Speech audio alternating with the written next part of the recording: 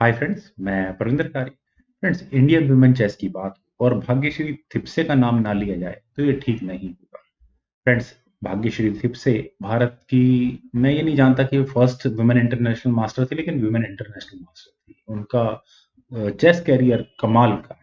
उन्होंने 5 बार Indian women championship जीती, 1985, 86, 88, 91 और 94 में। एशियन वुमेन चैंपियनशिप 1991 वाली जीती।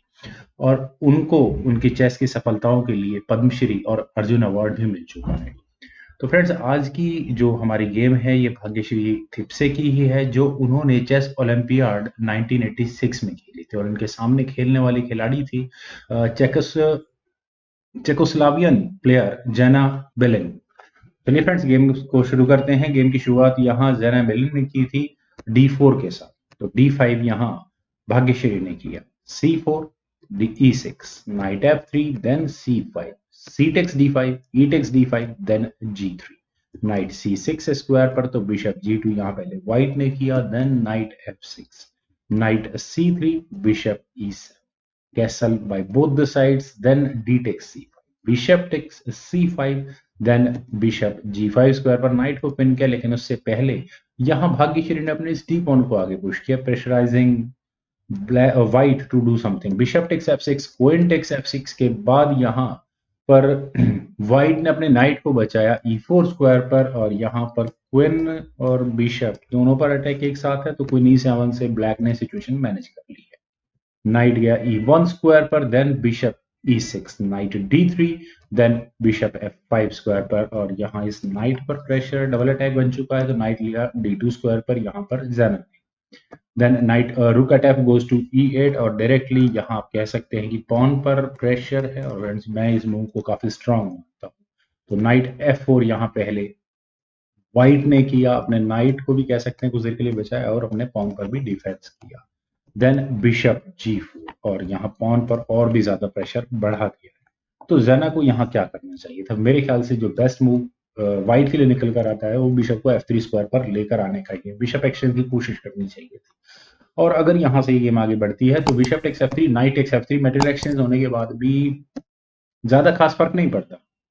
व्हाइट को पोजिशनल एडवांटेज मिलता, बस वो उसको, मेरे ख्याल, सॉरी, ब्लैक को पोजिशनल एडवांटेज मिलता, व्हाइट उसको मैनेज कर सकता था। खैर, क्वीन B3 यहाँ पे व्हाइट ने किया, लेकिन ऐसा करने के बाद यहाँ पर एक पॉन जीतने का मौका पहले मिला ब्लैक को। बिशप टेक्स E2, और अब ये गेम किस तरह से आगे बढ़े? But about this knight takes E2, knight A5, फिर क्वीन, चलो मूव हो भी गई तो एक पॉन तो यहाँ पर व्हाइट को जीतने को मिल ही जाएगा, चाहे किसी भी वे में इस गेम को आगे बढ़ाया जाए। नाइट D5, लेकिन यहाँ पहले व्हाइट ने किया था, और उन्होंने यहाँ इस क्वीन पर अटैक बनाया, या कह सकते हैं कि पॉन को लेने की थ्रेट दी।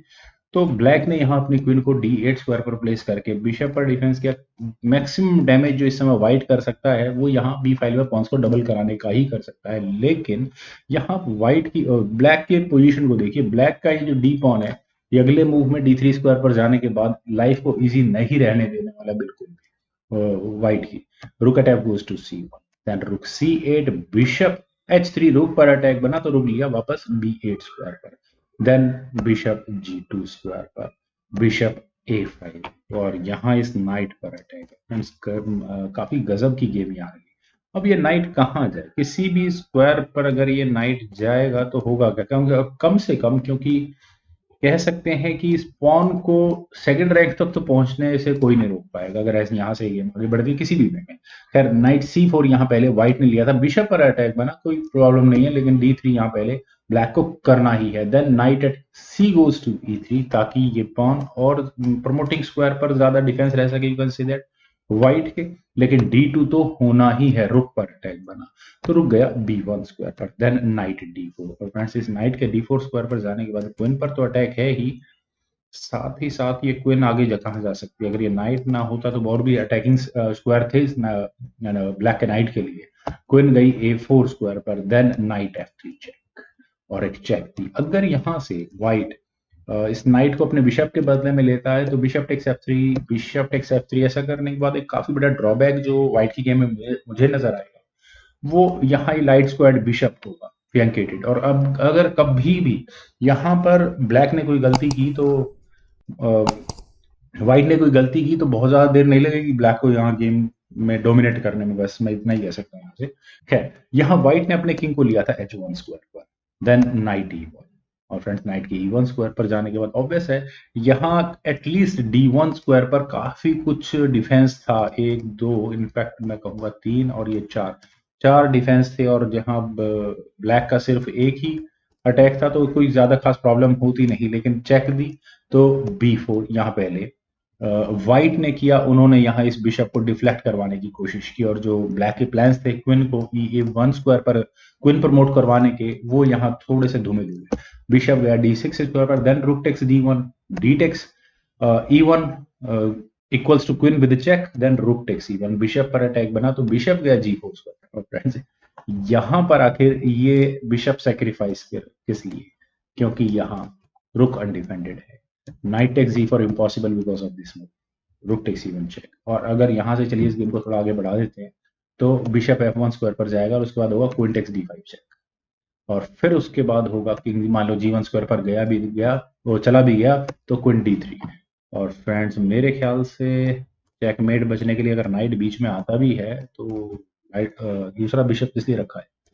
चलिए गेम में देखते हैं। गेम में यहाँ हुआ था h3, बिशप को हटाना ही होगा, लेकिन उससे पहले हुआ bishop takes e3, knight takes e3, then queen d2, rook पर अटैक बना। अभी तक भी यहाँ भाग्यश्री ने अपने इस बिशप को नहीं बचाया है, उन्होंने यहाँ अपने रुक को रखा f1 स्क्वायर पर, देन बिशप e2, रुक पर अटैक बना, रुक गया g1 स्क्वायर पर, then a6, bishop takes a7। और फ्रेंड्स यहाँ दिखने में ऐसा लगता है कि ज़ैना ने कमबैक किया है और बहुत स्ट्रॉन्ग कमबैक, एटलीस्ट यहाँ ये पॉन तो गिफ्टेड मुझे लग रहा, क्योंकि यहाँ black at least rook takes bishop नहीं कर सकता, अदरवाइज ब्लैक को यहाँ डायरेक्टली बैक रैंक चेकमेट का खतरा है। लेकिन भाग्यश्री के पास एक ऐसा मूव था, मेरे ख्याल से मैं इसी मूव को देखकर रिजाइन कर देता। उन्होंने यहाँ किया बिशप b5, उन्होंने यहाँ पहले क्वीन पर अटैक बनाया, अपने रुक पर भी डिफेंस किया, और अब यहाँ व्हाइट क्या क्या बचेगा, या इस क्वीन को बचे या इस बिशप को, और इस बिशप पर डिफेंस भी नहीं हो सकता किसी तरह से।